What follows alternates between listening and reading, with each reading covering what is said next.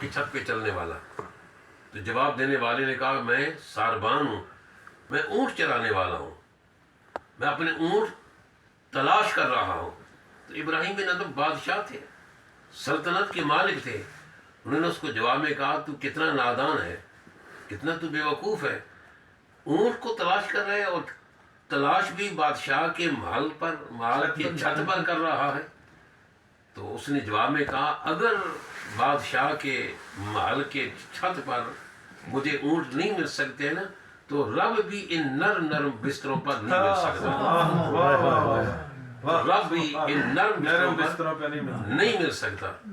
آپ بڑے پریشان ہو گئے اور وہ آدمی غائب ہو گئے وہاں سے۔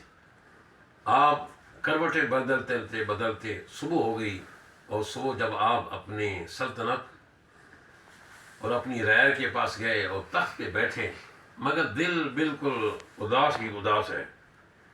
اتنے میں دیکھا کہ ایک سفید ریش بزرگ وہ آئے اور سامنے آئے، کسی سے کوئی ڈرے نہیں، جھجک نہیں کسی سے، اور سیدھے آ کر بادشاہ ابراہیم بن ادم کے تخت کے اوپر آپ کے ساتھ بیٹھ گئے۔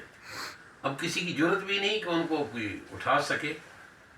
تھوڑی دیر کے بعد وہ اٹھے اور نیچے بیٹھ گئے، اس قالین کو کاٹا اور نیچے بیٹھ گئے زمین پر۔ تو پوچھنے لگے بھائی میں نے یہاں اس سرائے میں میں نے رات گزارنی ہے، سرائے میں جہاں مہمان جو مسافر ہوتے ہیں رات ہی گزارتے ہیں، میں نے یہاں رات گزارنی ہے۔ تو کہا گیا یہ بھائی سرائے نہیں ہے، یہ بادشاہ کا محل ہے۔ اچھا بادشاہ کا محل ہے؟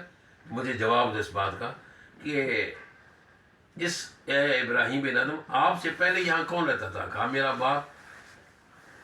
وہ کدھر گئے؟ کہا وہ فوت ہو گئے۔ ان سے پہلے کون رہتا تھا؟ ان کا باپ رہتا تھا۔ وہ کدھر گئے؟ وہ فوت ہو گئے۔ کہا جو آیا وہ دنیا پر ہمیشہ نہیں رہنے کے لیے آیا، وہ جاننے کے لیے آیا۔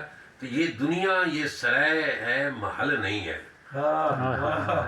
تم مسافر ہو، تم ایک لمحہ کے لیے آئے ہو، ایک گھڑی کے لیے آئے ہو، ایک ساتھ کے لیے آئے ہو، اس لیے نہیں آئے ہو کہ تم بس وقت گزارو، اپنی زندگی گزارو اور پھر چلے جاؤ۔ نہیں، ایسے تو جانور بھی اپنی زندگی گزار دیتے ہیں، ایسے تو جانور بھی اپنی زندگی آتے ہیں، کھاتے ہیں، چرتے ہیں، چلے جاتے ہیں۔ نہیں، تم حضرت انسان ہو، تم اللہ رب العزت کے محبوب مقبول بندے ہو۔ رب العزت نے قرآن مجید میں ارشاد فرمایا حالانکہ بے شمار رب کی مخلوق ہے، بے شمار رب کی مخلوق ہے، جنات بھی اللہ کی مخلوق ہے، فرشتے بھی اللہ کی مخلوق ہے،